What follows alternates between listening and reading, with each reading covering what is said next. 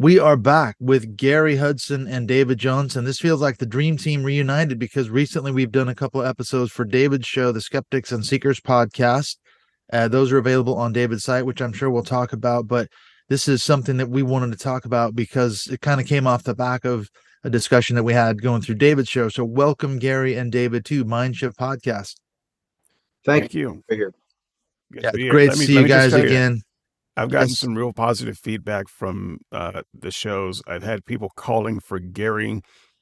It's a little bit humbling. I mean, Clint, you and I, we were rock stars, and then Gary comes on, and he's got all the attention. It's all about Gary at this point. I am glad though that I've actually connected. I'll take the credit for that because I connected Gary to you, David. So I have a little part to play in that because Gary was on my show a few months ago. We were talking about his book, Surrender to Reason, and find out he's an ex-IFB pastor. And so I thought, oh, he'd be a perfect one to do your Skeptics and Seekers Sunday sermon. So how long did we spend? About 4 hours going through a John MacArthur sermon? Oh, yeah. No, it was so he's holding up a Bible now. I know we're in trouble. It looks like a lot of underlying passages. Would you remind me what IFB stands for? That's Independent Fundamentalist Baptist or Independent Fundamental Baptist. Independent Fundamental Evangelical Dispensational Premillennial King James Only Baptist. Yeah, it's all the way. It's all hits all the hot buttons. But so, we had King James Only movement in my group. I actually turned away from King James Onlyism in 1988. And exposed it and wound up debating the Peter Ruckman of Pensacola, who was actually the guy who started King James Onlyism. Right. So you're a flaming liberal, Gary. Are we allowed to have you on the show? Twice apostate for leaving the King James, apostate for leaving the Christian faith. All right. In this case, it's 2 strikes and you're out. So you're in good company, though, because both David and I are ex-pastors as well. So we've got we've got a question that a listener asked. So without further ado, let's get into the question. The question that a friend of mine, Ray, asked me was, why does Jesus always seem to get a free pass when Christians are deconstructing? And there's a lot in there. Basically, I think what he's asking is, Jesus is seen as sort of this wise guru, this sort of teacher, gentle shepherd, and all the rest of it. His words are like, well, they've been twisted and manipulated by people like Paul. Paul gets a lot of the blame. But Jesus always seems to come off on the good side of the whole question. So we got to get into that. Then the corollary to that was, could Jesus have been a cult leader? Because the question inevitably turns into that one. If he wasn't such a great teacher, could he have been a type of cult leader, which is another corollary to the first question. So we're just going to throw that out there. Yeah, how do you want to eat this elephant? Okay, so there's a first question that we have to address right off the bat, and I don't want to spend too much time on it, but the first objection that people have is, now hang on a minute, the second you talk about the quote teachings of Jesus, you have to look at the issue of the reliability of the Gospels. Did Jesus even exist? The question is, what do we do with that elephant in the room? That's the big one right off the bat, because if Jesus didn't even exist, why does any of this question even matter to anyone? So if you'll allow me to just take a second to answer that, I've done a write-up. You can find it on skepticsandseekers.squarespace.com. It'll be there somewhere. I don't know exactly where I'm going to put it there, but yeah, it'll be easy enough to find. But in the conclusion of that, I talk about this a little bit. I don't think that, history and literature have 2 problems, both the same problem. So this is the problem whether the person was real or whether the person was not real. We don't have all of the information. If just literature, we have what the author said in whatever books they wrote. But That's never the full character, right? So, people love Harry Potter, but they don't know anything about the actual life of Harry Potter. Does he like puppies? Does he help poor people? You don't know. All of that is kind of in your headcanon. And that's the Harry Potter for you. It doesn't matter if it's the real Harry Potter. It's the one that you've got in your head. Same with Jesus and other people of history. So if Jesus is a person of history, that's great. But we only have so little about what he even supposedly said and did. And so if you take all of that and just assume it's reliable, there are so many gaps that we have to fill in with headcanon.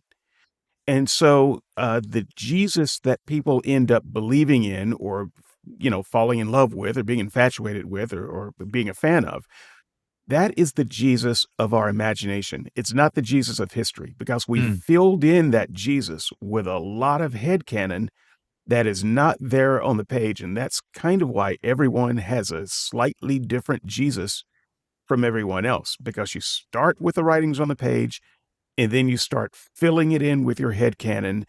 And then you kind of change the writings on the page to fit in with the Jesus that you imagine. And so I think ultimately when we talk about this question, we're talking about the Jesus that people imagine exists and not just the Jesus that we can find on the page. Right. What are your thoughts then, Gary? Yeah, Jesus historically has to be interpreted. And of course, he's interpreted denominationally.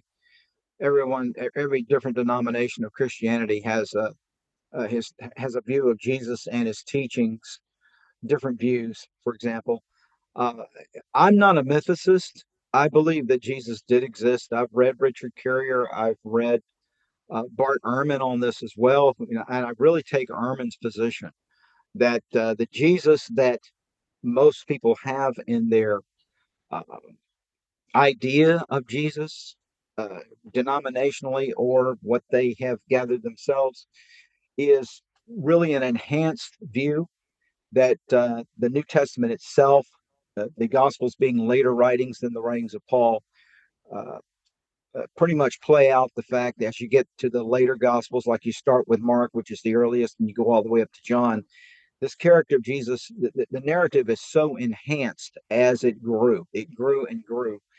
So I believe that Jesus was a historical figure, but uh, the Jesus who performed these miracles and actually rose from the dead, I don't think that there's any history to that, of course. But as far as that, was there a Jesus? Was he a teacher? Was he a cult leader? He may or may not have been a cult leader. It might have been that a cult was formed around him after he died. Of course, that's exactly what happened with Buddha. There was a cult formed.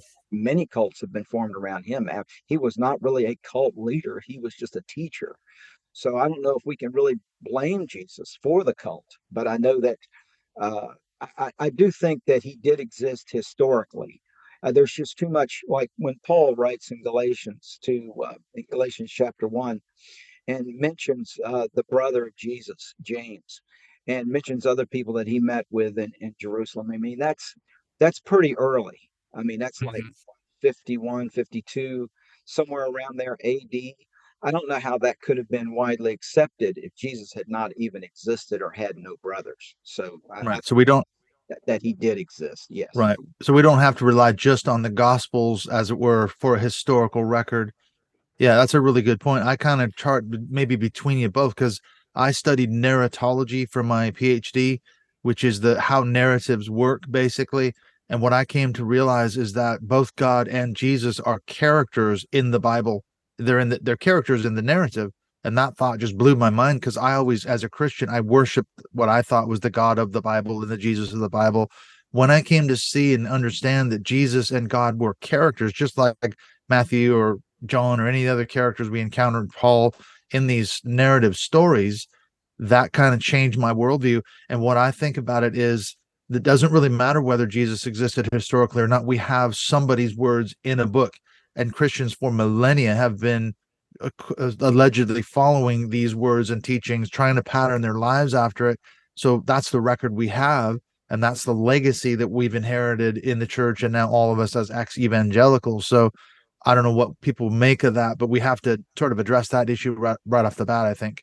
I totally agree with that. I mean, my Red Letters project, and just so you know, Gary, I am a reluctant mythicist.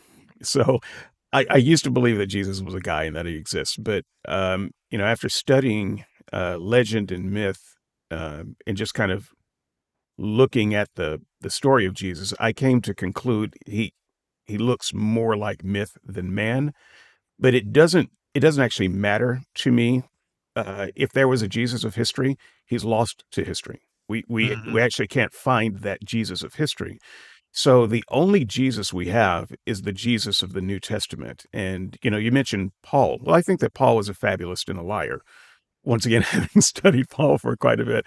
So, if he says, yeah, I met with the brother of Jesus, I don't think there's any way that anyone could have verified that statement to be true. And, James, James, the brother of Jesus, there could have been plenty of people saying, oh, yeah, I was Jesus' brother. I was his first cousin. At that point, Jesus was the icon of a movement, and people were laying money, by our way of figuring money, by the hundreds of thousands at their feet. Of course, it makes sense that some relatives of Jesus would pop up from the woodworks. We have people today claiming to have been Jesus. So, that's not really, something that I find evidential that, Paul mentions a brother of Jesus. The largest Christian denomination in the world, the Catholic Church, would say, no, Jesus didn't have any brothers. And so this, that shouldn't be read like that. One of the rare few times I'm going to side with the Catholics. Okay, was Paul actually a liar, or did he actually believe the things that he said were true? Well, that's a good question. that's possible. I do think there are some occasions where he's just flat out lying, because Christians flat out lie today about, many fantastical things that supposedly have happened in their lives. I don't see any reason to read Paul any different from that.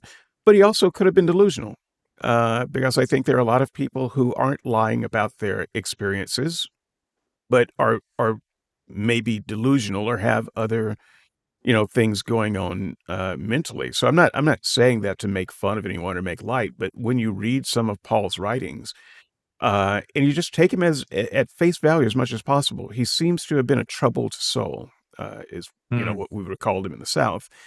And what I don't read from Paul is any reason to believe that he has some divine guidance into the man Jesus or his teachings. What we have to remember is that Paul never met Jesus.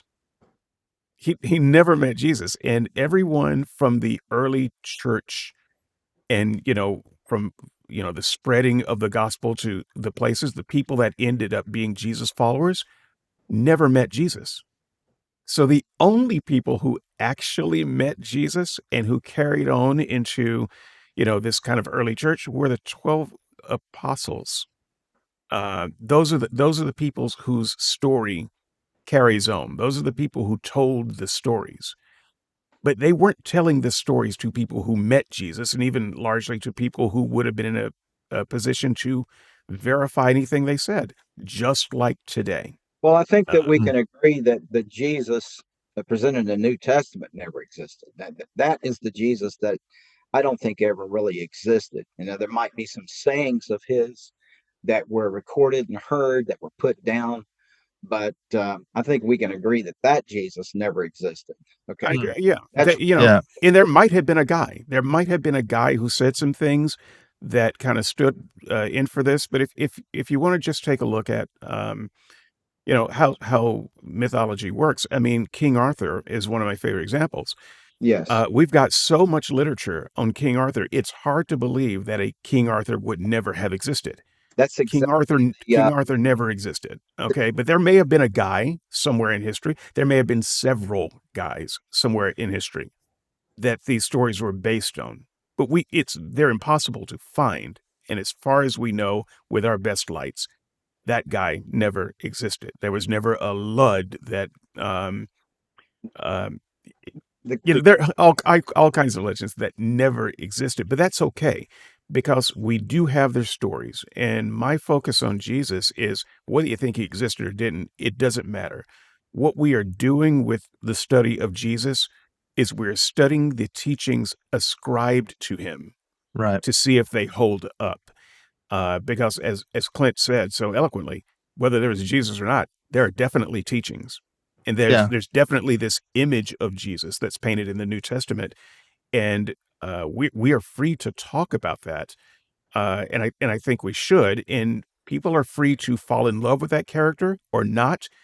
But I just wanted to, deal a little bit with why it doesn't make sense to be a fan of that character. Yeah. Well, and that's a you good know, segue into the question. I know we could get off into the weeds for sure on this question, mysticism and all the rest of it. I think the subtext behind the question, why does Jesus get a free pass when people are deconstructing, is that the blame falls on Paul. Because there's a famous scene, I'm sure you guys have seen, The Last Temptation of Christ, the movie. It's a fascinating film as a case study. There's a scene in which, well, in the plot of the movie, Jesus rejects being the Messiah basically, and he goes off and gets married and has a family and all this, and it all turns out to be a dream sequence, which I'm sure I've just ruined it for everybody who hasn't seen it yet. But anyway, it's an old movie. at some point though, Jesus is walking with his family and he hears this man preaching, and it's Paul, it's the apostle Paul, and he's saying all this stuff that Jesus did, and Jesus comes up to him after the sermon and says, wait a minute, you're making all this stuff up about me. I didn't do any of those things. None of that's true. And Paul says, look, whether or not you did it doesn't matter. I've got people believing it, and that's really all that matters. And they have this kind of angry confrontation. I think that's kind of the subtext to this question. The blame falls on Paul, whereas Jesus is getting screwed over. He's the real guy. He's the wise guru. He's the teacher that we should be emulating, and Paul has ruined the church. So there's a subtext to this question, I think. Okay. Look, I asked for 5 to 7 minutes. I think I can do this in about 30 seconds and just boil a lot of things down here. Read the write-up, folks, skepticsandseekers.squarespace.com. It'll be there somewhere. I'll put a link in the show notes. I would say that the best response to this question comes from Christians and maybe even Calvinists, maybe even the more fundamentalist Christians. And so, Gary, I expect that you will have said something much like this in your time as a preacher. And that's simply this: Jesus does not give you the option to think of him as a good teacher or a good man or a wise guru. That's not an option. Jesus says he's God. He says that the only way to the Father is through him. He says to love him is to obey him. If you love him, you will keep all of his commandments. This is what Jesus says. This is what is written down as things that Jesus says. So the character that we're talking about, this is him. He does not leave you with the option of just patting him on the head and thinking, what a good, wise man. He has a lot of nice things to say, and I think I'll pick and choose from them. No, he's either God or he's not. He is either someone that you hail as king or you don't. If you don't hail him as king, then he was mad because he went around implying that he was God and king. Right. The That's Messiah. C.S. Lewis, the right? trilemma, wasn't he? Liar, Lord, or lunatic. He has to be one of those three, but he can't be all three of them. Right. And I don't think that I take issue with the trilemma. There are more options than that, but it doesn't matter. It doesn't matter what option you take. If you don't take the option of Lord, then it doesn't matter. If he's not your Lord, you should not be a fan of Jesus. You should think of him as either a crazy person, a troubled person, or a liar because he said he was God and he said you have to obey him. And if you are not selling all your possessions and giving the money to the poor and things like that, you're not obeying him. Stop it. Stop it. He wasn't a good man or a good teacher because you don't think of him as Lord. Furthermore, he doesn't care what you think about him. If you're not following him, if you're not his follower, his disciple, you have no part in him. So you have a problem with unrequited love. He doesn't give a damn whether you like him or not. So it doesn't matter. He doesn't leave you that option. And so I would really dig into, a little bit deeper into any atheist saying, yeah, well, I kind of like Jesus. I like, what he taught, or I like the way he talked, or, and I cover all of that. I'm not going to go over that now, but I would just ask why. And ultimately, dealing with that C.S. Lewis trilemma, do you accept him as Lord? No? Then I don't think you actually like him. When you really drill down. What's your thoughts on it then, Gary? I think you have to look at everything Jesus said. And people who cherry pick this issue with the sayings of Jesus and only want to major on the Beatitudes or the Golden Rule or the Sermon on the Mount. Okay, that's all they want to talk about. That's the teachings of Jesus. I've heard claims that Jesus was a socialist. No, Jesus wasn't a socialist. Jesus wasn't a Democrat or a Republican. Jesus believed that God's form of government was a monarchy. Okay, it was a king. It was a hierarchy with him on top as the king. All right, that's not a democracy, A and it's not theocracy. socialism either. It's neither socialism nor democracy. So forget that whole idea. But uh, the the the thing that people do is that they really haven't thought about these other things Jesus said, like sell all that you have and give to the poor, and you'll have riches in heaven. Or he that follows me and does not hate his father and his mother and his brothers and his sisters and his own life also, he cannot be my disciple. And the word there in Greek is hate. So You can't get around that one. there was some very strong demands that he made with no proof at all. Well, they say, well, the proof was the miracles. Well, then again, that's part of the narrative. We weren't there. I haven't seen a miracle, okay, myself. So I'm not really forced to believe this, but I can't see even how a miracle would verify that he was God, because there's magicians and people that can do all kinds of things, but not even that would say that he is God. So he can. It was really it was the enhancement of the narrative that made him God. It was what people said about him.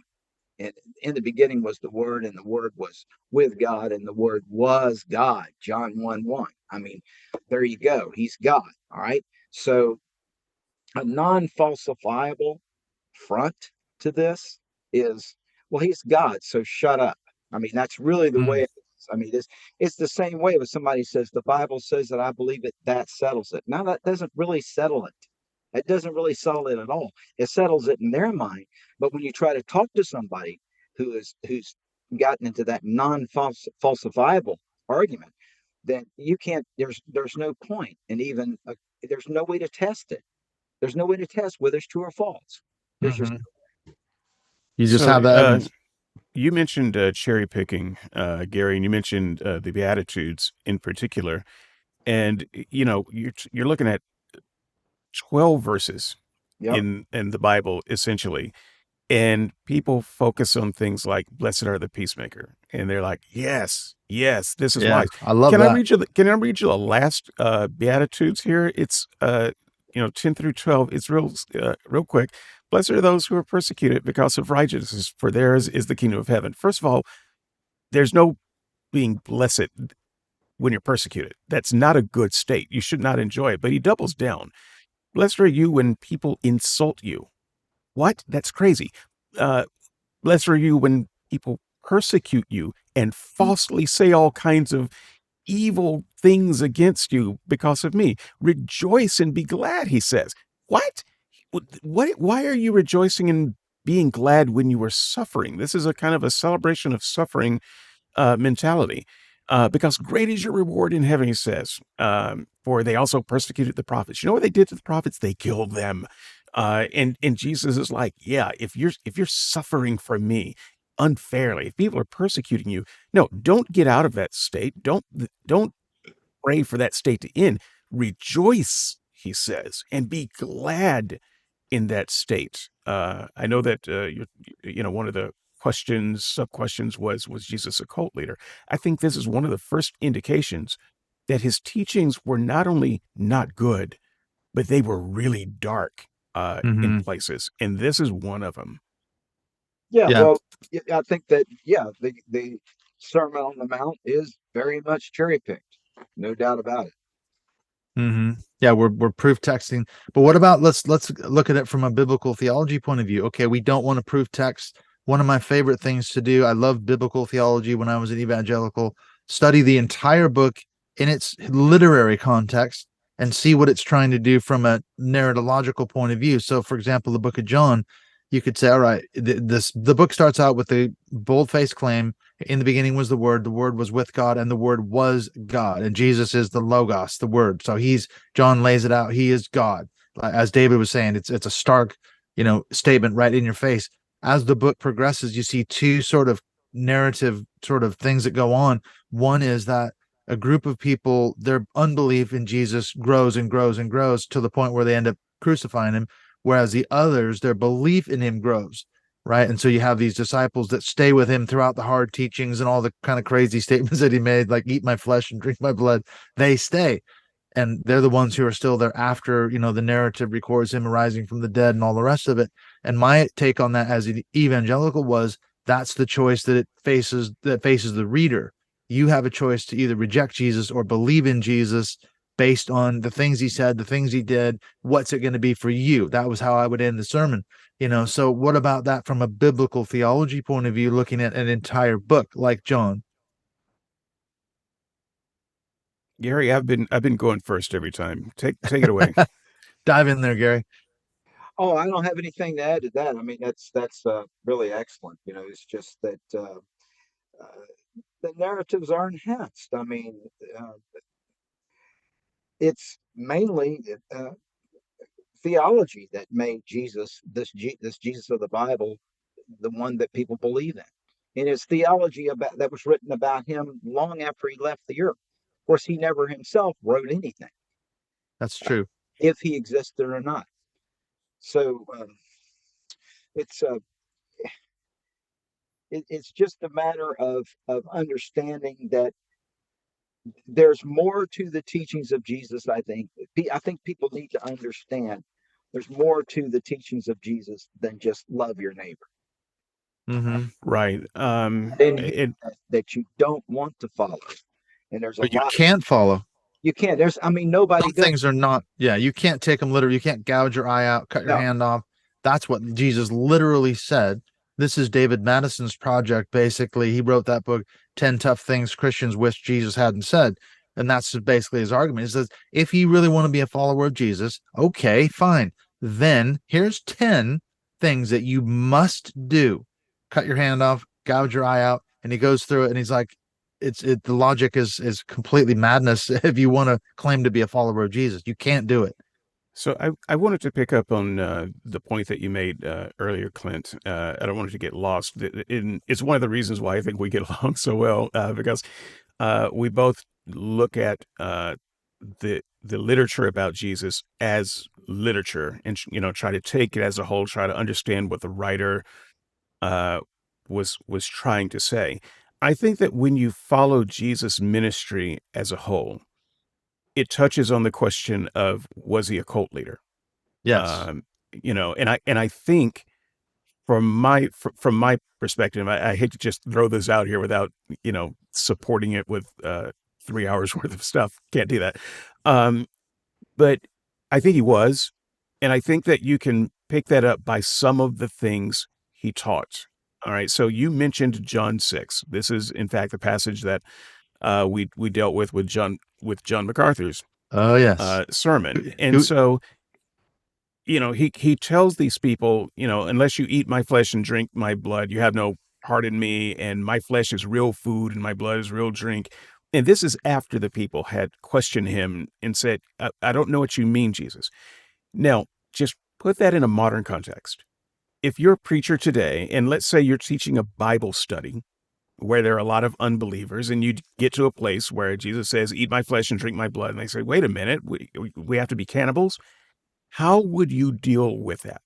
You would very gently, very lovingly, and very carefully explain what you think Jesus meant, right? You would try to explain it in a way that they could understand and digest. You wouldn't just leave them thinking that Jesus was talking about cannibalism, but Jesus didn't do any of that. He knew what they were thinking. He knew how confusing what he was saying was, and he just doubled down on it and left them with that confusion so that they had no choice. I contend they had no choice but to leave him. Because if a preacher is saying that to you and you're saying, wait a minute, that sounds like you're asking me to eat a human, and the preacher doesn't explain it, you should walk out of that church. And that's what the people did to Jesus. So the kind of people that he wanted, remember, he turns in this kind of dramatic scene at the end. He turns to his disciples, the 12 apostles, and he says, will you also leave? And they're like, no, we're going to stick with you. But you've got to understand, that's the type of person that Jesus wanted. The kind of person who would hear something crazy and just accept it, not question it, not get explanations, just accept it because he said it. And he said all kinds of things like, you mentioned, loving him more than your family, that sort of thing. I mean, we could get into that, but the people who stuck with Jesus, they were the people that said, okay. Yeah, And I'm buying they it. didn't ask the questions. Yeah. What were you going to say, Gary? Oh, Jesus said to hate your family. Yeah, I was just being nice. To hate. Hey, I didn't say it. He said. I know. But this is what's recorded there. We really don't know whether he said it or not. But it's the words we have. I think there is a basis for the historicity of the character, as far as someone who was blazing a trail with his teachings and so forth. But it was a very enhanced narrative, and it was used that way by the Greek part of the church and the early church, and then of course the Jewish church, and there was a battle going on there over Sabbath keeping and so forth. So everything is evolved in Christianity, the denominations, the beliefs, and so forth. But if you get right back to uh, uh, the when we say Jesus said, for example, when we said he claimed this or he demanded that, we're only quoting what people say he said, and we really don't know if he said it. But if you're dealing with people, and I deal with these people all the time, who actually believe that is Jesus saying that. Mm-hmm. If you believe that is Jesus saying that, and that he was God, then you've really got a problem with logic, because like David was saying, he was somebody that was looking for people to believe in what he said, unquestioned. Just take it and go with it, and that's what people do. They have just like I've known people that just picked up a Gideon Bible in a hotel room one night and read the Gideon Bible, and all of a sudden decided to be a Christian. Just started believing everything they read. Those are the kind of people that Jesus was looking for. And of course, Christians would praise those people as people of faith, people who have real faith. And faith, if you notice how faith has been so idealized, like if you don't believe, you're somehow not a moral person. If you're a non-believer, that kind of thing. Faith is something that in our culture, in our beliefs, has really, really been put on a pedestal. And it's too bad, because we know where the Enlightenment put faith. And so that's about all I've got to add to that. Yeah. Well, there's a couple of other thoughts I had on this. I mentioned David Madison. We could talk about some other resources like David Fitzgerald. He's a mythicist. He's written some books talking about the historicity of Jesus. One of the things I was reminded of when David was talking about what did Jesus actually say? Was he a really good teacher? And I know this is kind of your Red Letters project. Dr. Hector Avalos wrote a book years ago called The Bad Jesus. And his argument essentially is that Jesus is not that original of a teacher. You can go back in history way before Jesus ever existed and find a lot of the statements that he made that are supposedly groundbreaking. Like you said, Gary, wow, these are absolutely original. No one ever said this kind of thing before Jesus. No, they actually did. They can be found in other religions, other traditions, other cultures. And Hector Avalos does the hard work of doing the research. And that book caused a lot of problems with the Christians because they were like, this can't be right. Jesus was totally an original thinker. He's an unbelievable guru, wise teacher. Not so much, according to Hector Avalos. So I wanted to add to this idea that Jesus just wanted people to believe. So you'll recall the scene when he appears to the 10 and Thomas wasn't there, and he comes back. Thomas is there, and Thomas says, unless I, see the wounds like the others did, because the others saw the wounds Jesus showed them. He said, I want to see what they saw eventually. And so John 21, verse 29, just real quick. Then Jesus told him, this is after it showed Thomas, and Thomas said, "My Lord, my God." And Jesus told him, "Because you have seen me, you have believed. Blessed are those who have not seen and and yet yet have believed." believed. Yes, Right. I So preached that many times. the people that Jesus wanted were not the people who believed based on good evidence, because Right. he knew that there wouldn't be any good evidence. The Mhm. people that he wanted, and this is why John includes this in the story, because there's no evidence. If anyone's walking around at John's time thinking, well, I hear these stories, there's no evidence, what John puts in Jesus' mouth is, yeah, forget the evidence. I want the kind of people who believe without seeing. And Mm, that's your Jesus right there. And that's kind of the call of a cult leader. Believe because I said it, and you believe on me as a divine being. Don't believe because you see the evidence. mm-hmm. Yeah, it was Yeah, that should be a red flag right there. Mike Lindell who recently made the statement, just forget about the evidence. Mike Lindell My pillow guy. talking He's about, trying to prove that the election was stolen, even still after all these years. forget about the evidence. And Right. he's quite a man of faith too. Wears a big Oh, cross. he's an evangelical. Oh yeah, all the way. But this thing of just believe it because I say it, or the Bible says that I believe it, that settles. It's the same mentality. You don't question anything. So is that really the way we raise our children? Do we teach them when we're raising them to just believe any claims, super improbable claims that anybody will make, right, without any evidence? Don't you want to see proof? I mean, there's just no way that this is practical living at all. And this is something yet that, like you said, is taught by the Jesus of the New Testament.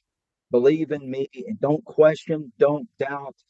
Blessed are those who believe without any evidence. No, that's not what we teach our children. Believe Hmm. without any evidence and you're blessed. No, that's I not. know that I know you're trying to keep it under a certain time frame, and by my clock, if we do 15 more minutes, would probably be just in your time frame. And I know that Yes. one of the things you wanted to talk about, which we haven't really covered, is just how reliable are the things that we have about Jesus. So if you're a fan of Jesus because of the things that you think he taught and said, forget the fact that you're cherry picking it. You probably haven't actually studied the things that he taught and said. How much do you know about what he taught and said? Every if you think about this, everything that we know about what Jesus taught and said is in the New Testament, and the direct things are in 4 of the books, and then everything else comes from Paul and others in the rest of the books as kind of a second hand, from a person who never met Jesus. So how reliable are the stories? Hmm. Do you want to spend a little bit of time on that? Well, and that's basically David Fitzgerald's argument is that aside from the Gospels, there is basically no extra biblical evidence, even to prove that Jesus A existed and B said the things that he said. So you have a huge problem there. The only one you have is Josephus, which has been, I guess, shown to be a forgery or an addition. So that evidence is not necessarily reliable either. Well, the thing about Josephus, you can think of his passage, even the long passage, as reliable. I don't think you can, but there are like 3 passages, 3 variations of that, and you can choose the short passage or the long passage, whichever one you like. Josephus never met Jesus, Hmm. right? So he never claimed to have met Jesus. He never tells us the sources of the information he got about Jesus. So he's getting information about Jesus secondhand from people who were presumably followers of Jesus and who could benefit from the Jesus story, namely the people who led the church and had hundreds of thousands of dollars laid at their feet. Those are the only people who could have actually gotten any information Hmm. about Jesus. Otherwise, everything that Josephus says, you can validate all of that in the New Testament, and you can't validate it outside of it. So I don't see any reason to believe that Josephus got his information from any other source than we get our information from Jesus today, which is secondhand accounts from fans of Jesus. Right. That's again, there's no extra biblical evidence that Jesus even existed, let alone said the things that he said. So you're left with just the four gospels. That's it. That's a lot to put your faith in. Right. So these gospels are written decades later. Let's say that they were written by eyewitnesses. This is, I think, an absurd notion, but let's just give that notion. These eyewitnesses didn't write anything down when they were actually with Jesus. So Yep. it would be one thing if these gospels purported to be written by eyewitnesses at the time of the events. Right? We couldn't prove that, but it would at least make the claim stronger. Yeah, make it more But plausible. right, but if you're talking about eyewitnesses that wrote long speeches from Jesus down decades after they were done, let me tell you, I couldn't tell you the speeches that I made in this podcast at this time. 20 minutes and ago. I said them, and I've got a write-up with a lot of it in it. If you ask me 3, 4, 5 decades later, now that I'll be alive, what I said in this podcast, just this one thing, there's no way I could recollect it. But you're asking people to have this, believing in them, to have this superhuman memory of what Jesus said. And the biggest question you should be asking is, if these were the words of life that were supposed to go down through time, why didn't they write this stuff down at the time? Yeah, they should have been following Jesus around with scrolls and quill pens and all that. What do you think about that, Gary? What, he had a treasurer, but he didn't have a a scribe. A scribe. All right, there's two things. There's two objections that are often raised. I'm not raising these objections now, but there's two things that people say. First thing is, they will take the theological argument that, oh, well, they were writing under the inspiration of the Holy Spirit. So of course it was something that was superhuman, because they were getting inspiration and instruction and revelation from God, who spoke and wrote through them. Holy men of God spoke as they were moved by the Holy Spirit. So they will say it that way. But of course, again, here's another non-falsifiable argument. Here's another, they just claim God wrote it. So what I try to deal with in my book, for example, is inerrancy true? If it wasn't all inspired by God, then it would all be infallible. There wouldn't be any mistakes if an infallible God inspired it all. But there's plenty. But anyway, that's the only way I know to deal with that argument, is just to show the errors in the Bible. Therefore, it's an impossibility of there being an inspiration involved. So it's been proven there wasn't an inspiration.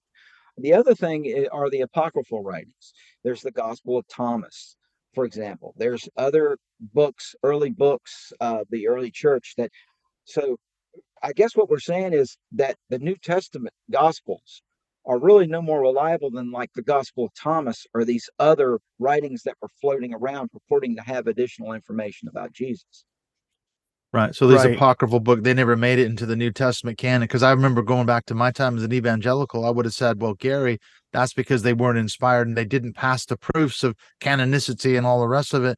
So they're clearly spurious. We can't trust the Gospel of Thomas and the Shepherd of Hermas and some of these other books. So there's your answer, isn't it? From an evangelical point of view, they have no problem with that. Right, but that still requires magic. And the problem with using that argument with a question in front of us, why do atheists seem to give Jesus a pass? Atheists don't believe that there was any divine inspiration guiding people to write about Jesus. And so for the atheist, you have to understand the writings in purely human literary terms. These were people who wrote about Jesus decades later without divine inspiration, because you're an atheist. If you believed in divine inspiration, you wouldn't be an atheist, right? Yeah. So you have to wrestle with the question of, well, then why weren't these things written down more reliably at the time of it? And I think there's some answers to that, but I'm not going to get into it. But as an atheist, you're reading the New Testament, and you're thinking, I kind of like this guy, but everything you're reading about this guy came from either someone who never met him, or people who supposedly met him, and didn't write it down until 30 to 50 years afterward. That's what you're dealing with, and there's simply no basis of being a fan of Jesus on the basis of someone's memory of what some guy said 50 years ago. That's basically true of the writings of Clement. I mean, just hearsay, and there's really no way to verify any of it. But of course, we know that the church has been divided over what's canonicity and what isn't, for centuries.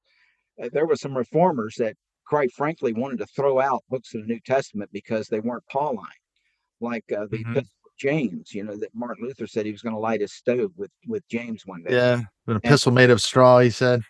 John Calvin said that he had really strong doubts that Second Peter was authentic. So they questioned that. Hebrews, Revelation. Yeah, a lot Yeah, of books barely made the cut. well, yeah. So to me, the way we're looking at, we're actually looking at the evidence of the New Testament as no weightier than the Apocrypha. Mm-hmm. Right. A secularist, a non-believer would have to say that. They would, they have, I think they have no choice but to say that. The Gospel of John, a lot of, some of the things there are shown to be false. The ending of Mark, we know is false. You can even read it in your Bibles. If you got a Zondervan Bible, NIV copy of the Zondervan, you'll have footnotes saying essentially, yeah, this part wasn't there, but but we included anyway. So How do you explain the snake handlers, though, David? They yeah, are right, taking they're taking Mark literally, drinking right. They're taking. poison and handling rattlesnakes and copperheads, Look, believing. I can't help you. So okay, Okay, I want to if be a you're snake handler, man. That's no, my dream. funnily enough, snake handlers die a lot. Oh yeah, they do. That's kind of the dark, dirty, untold story about snake handlers. They die. This is But they sure it's believe it's literally true in the Gospel of Mark. they give themselves a falling, right? But we know that stuff isn't the case. So look, if you want to take those stories and say these are the stories about Jesus that I want to believe, that's fine. I don't have a problem with that. But you also don't have any right to say that, yeah, also the Gospel of Judas or Barnabas or the Apocalypse of Peter are not good sources of stories of Jesus. And when you read some of those, and we only have fragments of most of this stuff, but when you read those fragments from experts who've been able to piece a lot of it together, they tell a very different story about Jesus. Yeah, So really, Right. you're just picking and choosing the stories that you like right. about Jesus. And once again, that's part of that thing that I said at the beginning. You have a particular Jesus that you have created out of certain stories you like and out of headcanon that you use to fill it in. But don't be upset when other people have different stories of Jesus and different ways of filling in the gaps and different headcanons, because there are other stories out there. And your story isn't any more valid than theirs. Mm-hmm. Hmm. So how do we summarize this whole thing? Because I'm reflecting back on the roughly hour we've spent. One thing you can say is that, okay, are the gospels reliable? We've talked about that, because if you're looking at Jesus as a wise guru, as a teacher, you can say, okay, Paul ruined the church or whatever. We need to preserve the teachings of Jesus. Well, they're not necessarily reliable. He may not have even existed. And then the second point is that Jesus said a lot of really horrifying, disturbing things that were bad advice, bad teachings. So you have to look at the whole canon, as you were, of the all four gospels. There's a lot of troubling things. And then the other thing I'm thinking too, a lot of Christians don't actually obey Jesus. They can't, as David Madison argues, you can't follow his teachings in some ways. But you ask a Christian. I remember years ago I was in Seattle having lunch with a friend of mine that I went to high school with. And he said, he's left the church. And he said, the reason is that every time I have a conversation with a Christian, he says, give me 3 examples of how you specifically follow 3 commands of Jesus to a Christian, and they can never do it. They can't do it because they don't really know what that means. So actually they say it, but they don't really follow Jesus's commands and teachings. It's just it's a platitude. It sounds good, but it really, when you push them, they can't prove that they are actually followers of Jesus. So if I can take 1 minute, I would just add to that as a kind of a closing statement for me. I get why you might like some of the things that you think Jesus said and taught. Sure. I get that, right? It wasn't all poison, but it also wasn't all good. But I would ask you this. So you've got the 3 or 4 things from Jesus that you think you like and that you follow. What about all of the difficult passages? How do you Mhm. deal with those? And the project of Christians is to just kind of explain them away, just kind of wave them away, or have some kind of interpretation that makes it where they can live with it, but they don't have to think about it. And I would just ask you to consider this. How do you know your interpretation is correct? Mm. Right? The people that Jesus was talking to live in John 6, at the time he was talking to them, they had an interpretation. They clearly didn't understand him, or maybe they did, but Jesus never explains himself. He never explains what he meant by that. To this day, the Catholic Church, the largest Christian denomination in the world, believes that he meant it literally. Mm-hmm. To this day, right? That is a fundamental belief that they have, and pretty much every Protestant would disagree. How do you know they're wrong? Jesus never explained it. When he talked to the crowd and said, "Give all of your sell all your possessions and give the money to the poor," he didn't just say that to one person. He said it to the crowds. Read Luke. When he says that, you have an explanation in your head to explain it away because it's uncomfortable. How do you know your explanation is right? Because he never actually explains it away himself. When his apostles are saying, "Man, we left everyone for you," and Jesus says, "That's great.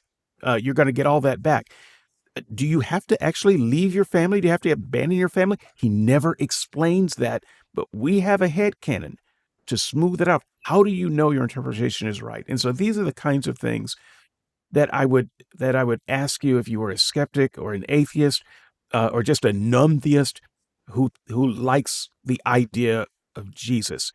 You've got to deal with the things that he said that he never explained. And if you find yourself just kind of hand waving all of that away and whitewashing it and explaining it away, if you got to do a lot of that to like this guy, maybe you should reconsider whether you actually like this guy. Mm. All right, Gary, what's your final thoughts then as we wrap up? Unfortunately, we're dealing with a lot of people, believers. That is, we're trying to help people that uh, think they look like they only look at results. They only look at results and emotion. Well, all I know is that once I started believing it and praying this prayer or whatever, God started answering my prayers. So and so got healed, or I got a new job. I started making more money, or ever since I've been tithing to this church that preaches these things, I've gotten a bigger bank account. I've been able to afford more things. That people just, especially in this day when the church has just gotten completely addicted to materialism and the prosperity gospel and so forth. What they're really looking for are just results. You can wrangle and you can argue all you want to about theology, or did Jesus mean this or did he mean that? All I know is I believe in him and he hears me and answers my prayers. My personal Jesus. So it's hard to argue with people who really firmly believe in their results as validating their faith and what Yeah. they think are actually results of their faith. Yeah. It's And hard to it's argue with that. Yeah, and it's very emotionally threatening to try to push someone to the logical conclusions of their beliefs. At least the Catholics and the snake handlers are taking the text literally. That is, according to the Gospels, what Jesus actually said. You can handle snakes, you can drink poison, you my flesh and my blood. So the Catholics believe in transubstantiation. The wafer and the wine literally turn into the body and blood of Christ. At least they're being consistent in their hermeneutic. You got to give them that much, as crazy as it Don't is. forget about the Christians throughout history who have actually sold all their possessions Yeah, and taken vows of poverty yeah, because they believe that that's what Jesus actually said. Well, guess what? He actually did. he did, and So, they're being consistent. At right. least we can hold our hand up because I never did that as an evangelical. I didn't sell everything I had. I Went out to guarantee be a I'm not. hermit in the forest. I'm not taking a vow of poverty. I'm poor because I can't make enough money. Right.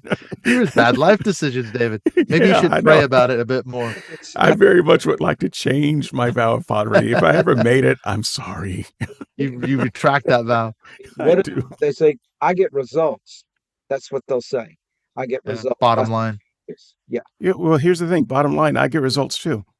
I get results by not praying. I get results. Yeah. I have a happier life in marriage than I have ever had when I was a Christian. Those are results. Even though my finances are up and down, I am happier with my state than I was when I was making lots of money as a Christian. I get results. So why are my results invalid for having no Jesus? Right. Mm. Right. Well, yeah. I mean, Yeah.